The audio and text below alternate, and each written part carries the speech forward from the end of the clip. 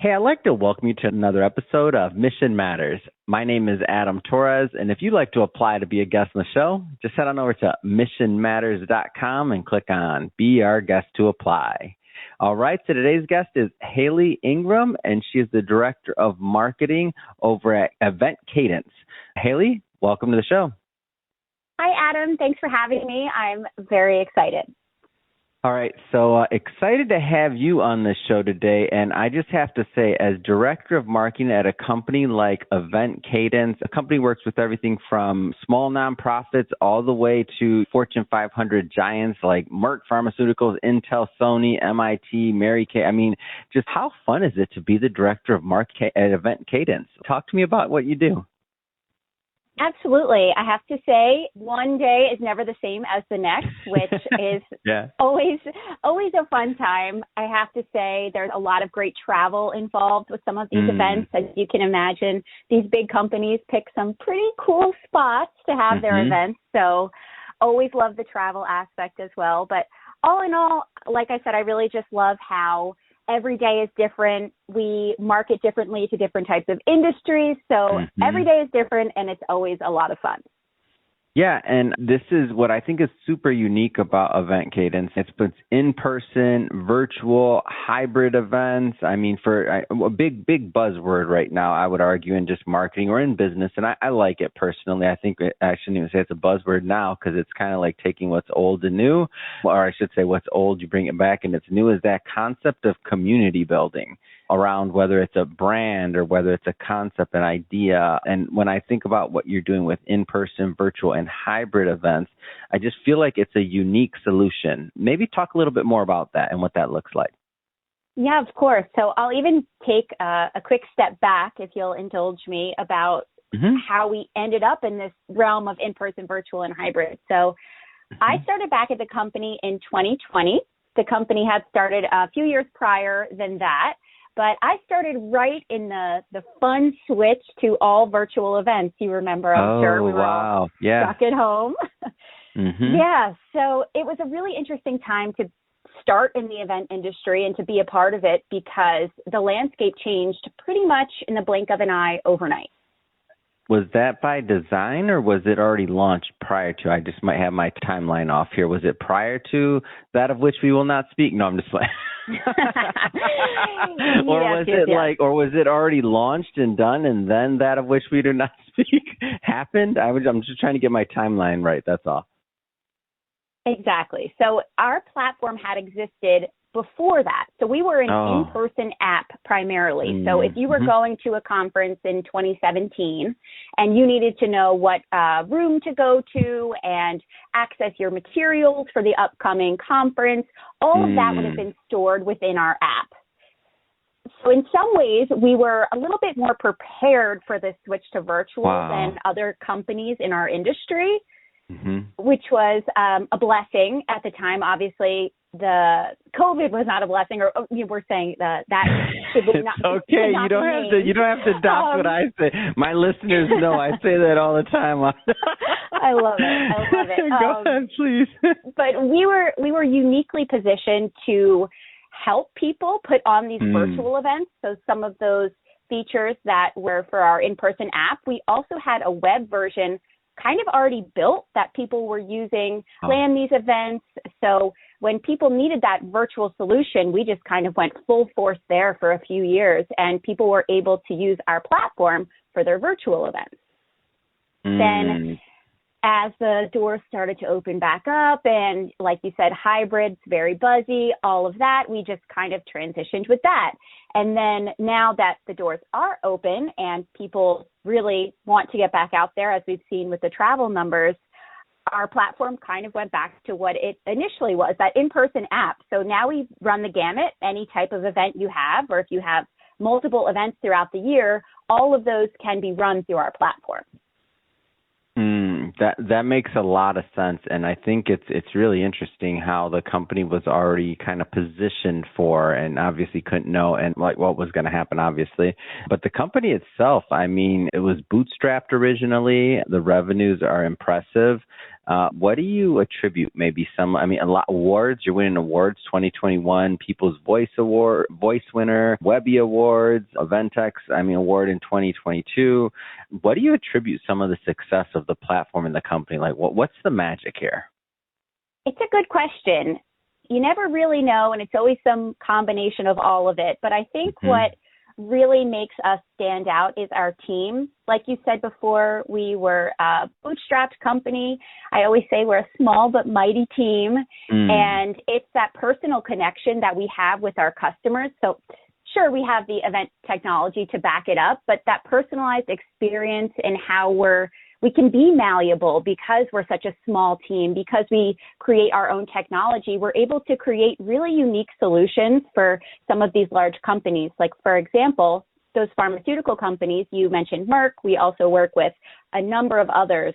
We were able to create a solution, very, very niche solution for their medical congresses, which is basically just a pharmaceutical conference of some sort. And we were able to create a solution for appointment booking that they needed for their types of events. And because we're that small team, we're able to create different features that different industries need to succeed. And I think that's a testament to our team about how flexible we are, how we like to work with our customers, a personalized experience. I hope that answers your question. It does. And it leads me to my next one, which is really, you have a super unique vantage point, just quantity of events, size of company, small to large, as we mentioned. You have a unique vantage point. I'm curious from your standpoint, like any emerging like trends that you see like catching fire, whether in the event technology space, like just in general, like what trends are you seeing? Yeah, of course. Like I said, I started in 2020, so it's funny just to see how different terms have come in and out. There was a lot of like the virtual reality and augmented reality, and no one will ever go to an event in person ever again. That was the narrative for a little bit there. Not quite what we saw play out, but it's okay. Of course, AI is an easy throw in that I'm sure everyone's been talking about. Of course, that's changing the technology space. Primarily with the planning of the event, there's a lot that can be done automatically now. But honestly, I think while all of these buzzwords are fun to throw out and fun to theorize about, we've almost seen people kind of heading back to the basics a little bit more than you would have expected. I think that the technology that's the most successful for events are the features that enhance the in-person experience rather than trying to just completely replace it, if that makes sense. So, for example, we have a feature called Topics of Interest. So when you're onboarded into our platform, there are a list of topics set by the organizer or by the attendees themselves, and they can connect different interests to their profile. So, for example, based on the fact that I like cold plunges and dad jokes, I can see that I'm recommended to connect to John Smith. Then we can start that conversation on the platform before we even go into the conference hall. And then we can continue this conversation after the event has concluded. So the technology is really just enhancing that networking experience in that example. On the very basic level, maybe let's take a step back. I don't want to assume this, especially for people that haven't done a lot of events in general. Like, what do you find is like just the value of holding an event, whether it's in person or otherwise? Sometimes I'm so deep into the event industry that I forget that other people are not a part of the event industry. Yeah, everybody does events, yes. Everyone attends an event at some point, right? Think about your first concert or a music festival or a best friend's wedding in Mexico. People are going to events every day, maybe not these large-scale corporate conferences, but events affect us all at the end of the day. So I think the value of the events, and I know this is the Mission Matters podcast, so it ties into our mission a little bit.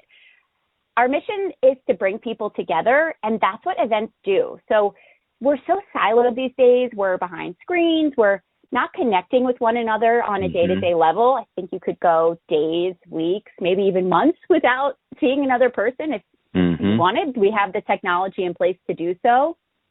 But the problem with this, actually, I was just listening to a podcast, and it's pretty relevant to this. The U.S. Surgeon General just released like an 80-something page advisory talking about how loneliness is the newest public health epidemic. And you might expect that, of course, loneliness causes things like depression, but it also causes an increased rate of things like heart disease and strokes and dementia. And that he said something along the lines of, it's as detrimental, being lonely, as detrimental to your health as smoking cigarettes, which really had my eyes popping out of my head. I could not believe that. So in that case, it ties back to our mission because events bring people together. And that's the value of events, getting people in the same room, connecting with one another, that inexplicable feeling that happens when you're having that shared experience with other people. So overall, I think that's the value of events and why I'm so happy to be a part of this industry. There's a reason that people are flying across the globe to go to Taylor Swift concerts. I mean, people love to be a part of something. They love the connection when standing next to someone screaming the same words as someone else. So that's the main value of an event for me. Of course, you can get more granular than that, but overall, I think that's the value. Yes, and I've been to at least 3 Taylor Swift concerts, and as everyone should fly across the globe for that. Jealous. So they're amazing. Whether I can't, nothing else like it, in my opinion. Speaking of Taylor Swift, speaking of music, now you got it in my mind. Do you remember your first concert? Do you happen to remember mine? I'll share. I always like to get a random one in there. I remember the first concert I remember was an Eminem concert, and I'm from Michigan originally, and since he came out with a new album just now, I'm like, oh wait a minute, that was my first concert. That's what popped into my head. What was your first concert? I might be aging myself in or the one you remember, way. The one that you remember. Go ahead. Well, it's funny because it was a Miley Cyrus Hannah Montana tour. So that's amazing. That was an epic tour. Come on. She was the biggest thing on the planet. What? Oh, absolutely. It was so cool. And guess who was her opener? Who? The Jonas Brothers. Oh, stop. So that was like just when the Jonas Brothers were hitting the scene. That was the peak of my life at that point, honestly. So fun. I mean, was that not the peak of everyone's life? I mean, come on. Oh, absolutely. Absolutely. So that always makes me laugh when I think about my first concert. Been to many since then, but I'll never forget that Hannah Montana tour. Nor will we all. I love it. I don't know. I think Eminem is a little bit cooler, but you know. It sounds cooler, but if I think about way back then, it was a very, very small venue. This is before everybody knew who he was. It was, I think, like a converted church hall in the back or something like that. There's this skinny kid up there, and I'm just jumping around the stage, and I'm like, what is going on? And who would have known? I'm not claiming I would have known. Yeah, exactly. It was that's aging me too. Everybody else is like, what? Like for our other listeners, it's fine. Oh my that's gosh, amazing. I love it. And I bring that up because I'm hoping that some of our listeners too, that they're going to be thinking about their first concerts and what took place with them and go back at those memories. Because I agree with you, everything that you said, like holding events and putting those things together and like having those shared experiences, whether they're concerts with people in the audience or we have our very first podcast conference that we're throwing, PodCon, coming up in September that I've been talking about on the show quite a bit. And so that's going to be like, I already know it's going to happen. Like you hold your first annual, then there's another one, then there's another one. 10 years down the line, you look back and you have all these memories and these shared experiences with other people. So if you're listening to this and you're not holding events and you have a business or a company or otherwise, I say you're missing out. Like start small, you can scale up in time. We started small and you can do it at your own pace, and you can work with great companies like Event Cadence, of course, to help you with that at whatever level that you're at, as mentioned earlier, from small companies all the way to really, really big ones. But the event space, as you can tell, it's near and dear to my heart, Haley. We do a solid 50 plus events here a year in the LA area and otherwise. So we're active. Matter of fact, I have one tonight, one tomorrow. We got, oh my gosh. Oh, sorry. Wait a minute. As I'm over here grunting.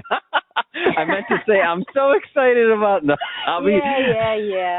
When you get there, it's the best, but it's, oh my gosh.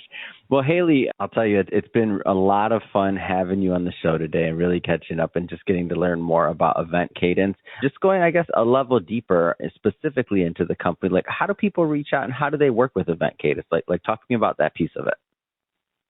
Absolutely. And just really quickly, I wanted to jump back to what you were saying about hosting events and starting small. So we sometimes give the virtual event a bad name because it makes us think of COVID times, but it really does lower that barrier to entry as far as cost goes. You can have a virtual event, just even a Zoom webinar, and get your community together and get your people together, and it costs nothing. Your Zoom license, you have it. So definitely, events are for everyone, no matter how big or how small. And the community will appreciate it. I'll just piggyback on that briefly. Like, they'll appreciate it. Like, you don't know until you try. Our very first conference, I remember it like it was yesterday, Haley. It was maybe a couple of years ago, and our first big conference that we did. Like, we've been doing some small events, some other things, and I told the other co-founder, Shirag, I was at somebody else's conference, we were on this big old all this other stuff. And I'm like, how come we don't have a conference? And he looks at me, he's like, I don't know, should we? And I said, I'm going to send out an email. So I sent out an email to our community and I said, hey, if we want to throw a conference, will you come? And the response is, I mean, this is 7 years or 8 years into building the company at this point. So we had a good base, just to be clear.